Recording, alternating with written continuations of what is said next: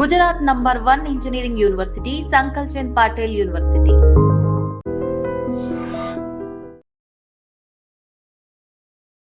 విశాఖ జిల్లాలో దారుణమైన ఘటన. రామా టాకీస్లో ఉన్న సీ ట్రీ హోటల్లో రూమ్ నెంబర్ 313లో ఒక మృతదేహం తీవ్ర కలకలం రేపింది. అయితే ఆ మృతదేహం బీటెక్ చేస్తున్నటువంటి ఒక యువకుడిది, కౌశిక్ తమ్మినేని. ఆ యువకుడి వయసు 23 ఏళ్ళు. బీటెక్ పూర్తి చేసినప్పటికీ కూడా, అంటే బీటెక్లో కొన్ని బ్యాక్లాగ్స్ ఉన్నాయి, అలాగే తనకి అనుకున్నట్టుగా జాబ్ రాలేదు అనే ఒక తీవ్రమైన ఒత్తిడి, స్ట్రెస్లో ఉన్నటువంటి ఆ యువకుడు ఫ్యామిలీకి నేను ఫ్రెండ్స్తో కాస్త రిలాక్స్ అయ్యి వస్తాను అని చెప్పి ఈ హోటల్లో ఈ నెల 10వ తేదీన చెక్ ఇన్ అయ్యాడు. అక్కడి నుంచి 10వ తేదీ నుంచి కంటిన్యూస్గా అదే హోటల్ రూమ్లో అబ్బాయి స్టే చేస్తున్నాడు. అయితే నిన్న ఫ్రెండ్స్, ఫ్యామిలీ మెంబర్స్ ఉదయం నుంచి కాల్స్ చేస్తున్నా కూడా కౌశిక్ ఫోన్ లిఫ్ట్ చేయట్లేదు అనేటటువంటి ఒక భయంతో ఫ్రెండ్స్కి అప్రోచ్ అయ్యారు పేరెంట్స్. ఆ తర్వాత ఫ్రెండ్స్ కూడా ఆ హోటల్కి వెళ్ళి, మా ఫ్రెండ్ ఫోన్ లిఫ్ట్ చేయట్లేదు, ఆ రూమ్కి మమ్మల్ని పంపండి అంటే, అయ్యా ఈ వేలో మేమైతే పంపించలేం, మీరు ఏదైనా ఒకవేళ డౌట్ అయితే కనుక పోలీసుల్ని అప్రోచ్ అవ్వండి, వాళ్ళ ద్వారా మేము చేస్తాము, ఈలోపు మేము కూడా చెక్ చేస్తామని ఆ హోటల్ సిబ్బంది చెప్పడం జరిగింది. అయితే ఇమీడియట్గా 3 టౌన్ పోలీసులు స్నేహితులు ఎవరైతే ఇచ్చినటువంటి కంప్లైంట్ బేస్ చేసుకొని సీ ట్రీ హోటల్లో ఈ అబ్బాయి 313 రూమ్లో స్టే చేస్తున్నటువంటి రూమ్కి వెళ్ళి ఆ డోర్స్ లాక్ చేస్తే ఎంతకీ తీయకపోయేటప్పటికి ఒక్కసారిగా లోపల పగలగొట్టి లోపలికి వెళ్ళి చూసేటప్పటికి ఆ అబ్బాయి చనిపోయి ఉన్నాడు. అయితే పాయిజన్ తీసుకున్నాడు అని పోలీసులు ప్రాథమికంగా అయితే ఒక నిర్ధారణకు వచ్చారు. అక్కడ ఒక సూసైడ్ నోట్ కూడా పోలీసులు గుర్తించడం జరిగింది. అందులో తన పెయిన్, తన స్ట్రెస్ ఏంటి, తను ఎందుకు ఆత్మహత్య చేసుకోవాలి అనుకుంటున్నాడు, ఇవన్నీ కూడా కారణాలు రాస్తూ చెప్పాడు. సో అయితే ఈ ఫ్యామిలీ, ఈ తమ్మినేని కౌశిక్ కుటుంబం విశాఖపట్నంలోనే ఉంటుంది. గత 10 రోజుల క్రితమే వాళ్ళు కాకినాడకు షిఫ్ట్ అవ్వడం జరిగింది. అయితే కొద్ది రోజుల పాటు ఫ్రెండ్స్తో నేను ఇక్కడ స్టే చేసి వచ్చేస్తాను అని ఆ పేరెంట్స్కి చెప్పడంతో వాళ్ళు కాకినాడ వెళ్ళిపోయారు. కానీ ఈ అబ్బాయి ఈ హోటల్లో మాత్రం 10 రోజులుగా తను స్టే చేస్తున్నాడు. ఎందుకంటే హోటల్ మేనేజ్మెంట్ రిసెప్షన్లో ఉన్నటువంటి చెక్ ఇన్ డీటెయిల్స్ చూస్తే కనుక ఈ నెల 10వ తేదీన మధ్యాహ్నం 1:40 ప్రాంతంలో అబ్బాయి రూమ్ తీసుకోవడం జరిగింది. అయితే ఈ రోజుకి 9 రోజులు గడుస్తోంది. నిన్నటి నుంచి కూడా కంటిన్యూస్గా ఫ్యామిలీ మెంబర్స్ కానీ ఫ్రెండ్స్ కానీ ఫోన్ చేస్తున్న అబ్బాయి లిఫ్ట్ చేయటం లేదు. ఒక్కసారిగా వాళ్ళకి డౌట్ రావడంతో పోలీసులకు కంప్లైంట్ ఇస్తే పోలీసులు వెళ్ళి చూసేటప్పటికి అబ్బాయి అప్పటికే చనిపోయి ఉన్నాడు, పాయిజన్ తీసుకున్నట్టుగా కూడా పోలీసులు నిర్ధారించారు. ఏది ఏమైనా చాలా బాధాకరమైన విషయం.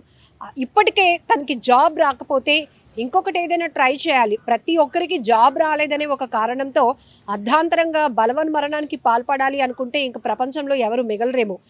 ఈ మధ్య కాలంలో ఇంత చదువులు చదువుకొని కూడా ఎందుకు అసలు సొసైటీలో ఉన్నటువంటి పరిస్థితుల్ని అంచనా వేయలేకపోతున్నారు? ఈ ఒకటి ఫెయిల్ అయితే ఇంకొకటి సక్సెస్ వైపు వెళ్ళటానికి ఎందుకు ఇంకొక స్టెప్ తీసుకోలేకపోతున్నారు? ఎందుకు వాళ్ళని వాళ్ళు స్ట్రాంగ్గా చేసుకోలేకపోతున్నారు అనేది కూడా ఇక్కడ మనం మాట్లాడుకోవాల్సినటువంటి విషయం. ఒక్కసారి ఇలా బలవన్మరణానికి పాల్పడే ముందు నేను లేకపోతే నా పేరెంట్స్ ఏమైపోతారు, నా తమ్ముడు ఏమైపోతాడు అని అబ్బాయి ఆలోచన చేసుంటే కూడా చాలా బాగుండు. కానీ చుట్టూ ఫ్రెండ్స్ కూడా ఉన్నారు, వాళ్ళు కూడా ధైర్యం చెప్తారు, ఇది కాకపోతే ఇంకొకటి ట్రై చేయరా, అక్కడ సక్సెస్ అవుతామేమో, మంచి జాబ్ వస్తుందేమో అని. బట్ ఎందుకు ఒక్కసారిగా డిప్రెషన్లోనికి వెళ్ళిపోతున్నారు? ప్రేమ ఫెయిల్ అవ్వడం, లవ్ ఫెయిల్యూర్ కావచ్చు, ఇలా జాబ్స్ లేదని, లేకపోతే ర్యాంక్స్ అనుకున్నట్టుగా పాస్ కాలేదని, ర్యాంక్స్ సాధించలేకపోయామని, ఇవే ప్రధానమైన కారణాలుగా. లేకపోతే బలవంతపు పెళ్లి చేస్తున్నారని, అది కొంచెం తక్కువ అనుకోండి. కానీ ఎక్కువగా ఈ లవ్ ఫెయిల్యూర్, అలాగే జాబ్స్ రాలేదు, ఉద్యోగాలు రావటం లేదనేటటువంటి ఒక ఆలోచన, అది విపరీతమైన స్ట్రెస్గా, ఒత్తిడిగా తీసుకుంటున్నారు, ఒక అవమానంగా తీసుకుంటున్నారు. సో దీనివల్ల బలవన్మరణానికి పాల్పడాలి అనే ఒక ఆలోచనతో వెళ్తున్నటువంటి యువతకు చెప్పేది ఒకటే, మీరు లేకపోతే మీ కుటుంబానికి ఆ లోటు ఎవరు తీర్చలేరు. ఒక చోట మనం ఫెయిల్ అయినా మరొక చోట సక్సెస్ అవుతామేమో. కాస్త ఓపిక ఉండాల్సినటువంటి పరిస్థితులు ఉన్నాయి. ఇంత చదువుకుంటున్నారు, బీటెక్లు, ఎంబీబీఎస్లు ఇవన్నీ చదువుతున్నప్పుడు ఎందుకు అంత ఆలోచన శక్తి లేకుండా ఆకస్మికంగా, అనాలోచితంగా, లేకపోతే ఆ స్ట్రెస్లో సూసైడ్ చేసుకోవాలనే ఆలోచనకి ఎందుకు వెళ్తున్నారో కూడా అర్థం కావలేని పరిస్థితి. అయితే కొంతమంది అనుకోవచ్చు ఆ పెయిన్ అనుభవిస్తే తెలుస్తుంది అని. అలా అయితే ప్రతి మనిషికి ఏదో ఒక రకమైన స్ట్రెస్ ఉంటూనే ఉంటుంది. కుటుంబ బాధ్యతలు కావచ్చు, ఉద్యోగం కోసమో లేకపోతే చదువుకోవడం కోసం ఆర్థిక స్తోమత లేనటువంటి పరిస్థితి, ఇలా రకరకాల కారణాలతో ప్రతి ఒక్కరూ ఎంతో స్ట్రెస్తో ఉంటున్న పరిస్థితి. కానీ అందరూ అలా అనుకొని చనిపోవాలి అనుకోవటం లేదే, ఏదో రకంగా లైఫ్ లీడ్ చేయాలి, మన ఫ్యామిలీకి మనం సపోర్ట్గా ఉండాలి, మనమేంటో మనం ప్రూవ్ చేసుకోవాలి అనే నిరంతరం ఒక తపనతోనే వాళ్ళు ఫైట్ చేస్తూ ఉన్నారు. మరి వాళ్ళని ఎందుకు వీళ్ళు ఇన్స్పిరేషన్గా తీసుకోవటం లేదు అర్థం కావటం లేదు. కానీ ఒకటే, ఇలాంటి ఆత్మహత్యలకు వెళ్ళాలి అనే ఆలోచన ఇప్పటికే ఎవరికైనా ఉంటే గనుక మార్చుకోవాల్సిన పరిస్థితి. మీ పైన ఆధారపడినటువంటి కుటుంబం ఇప్పటి వరకు మిమ్మల్ని కంటికి రెప్పలా చూసుకొని మీరు ఏం చదవాలి, ఏం చేయాలనుకుంటున్నారో దానికి తగ్గట్టుగా వాళ్ళ లైఫ్ని కూడా సాక్రిఫైస్ చేసి ఎఫర్ట్ చేసినటువంటి పేరెంట్స్ పరిస్థితి ఒక్కసారి ఆలోచించండి. మీరే లేకపోతే మీ తల్లిదండ్రులు బ్రతకగలుగుతారా? ఆ పెయిన్ ఎవ్వరూ తీర్చలేరు. ఎవరు ఎన్ని ఓదార్పు మాటలు చెప్పినా వాళ్ళు మాత్రం ఓదార్చడం, వాళ్ళ కన్నీళ్లు తొడవటం మాత్రం చాలా కష్టమైన పరిస్థితి. ఇలాంటి బలవన్మరణాలకు పాల్పడకుండా ఉండాలని మేము కూడా కోరుకుంటున్నాం. ఖచ్చితంగా యువతలో ఒక మార్పు రావాలి. ప్రతిదీ పట్టుదలతో సాధించి ఎన్నో సక్సెస్ స్టోరీలు మనం చూస్తూ ఉంటాం. ప్రతి ఒక్కరూ ఫస్ట్ అటెంప్ట్లోనే విజయం సాధించే వైపు, లేకపోతే లైఫ్ సక్సెస్ఫుల్గా లీడ్ చేసిన వాళ్ళు చాలా తక్కువ మంది. ఎన్నో స్ట్రగుల్స్ ఫేస్ చేసి ఎన్నో స్టెప్స్ ఎక్కుతూ వాళ్ళు ఎదుర్కొంటున్న ఒడిదుడుకులు ఇవన్నీ కూడా చాలా ఓర్పుతో, చాలా పెయిన్ఫుల్గా, అంటే పేషెన్సీతో ముందుకు వెళ్ళిన వాళ్ళు మాత్రమే సక్సెస్ అవుతున్నటువంటి పరిస్థితులు కూడా చాలా ఉంటాయి.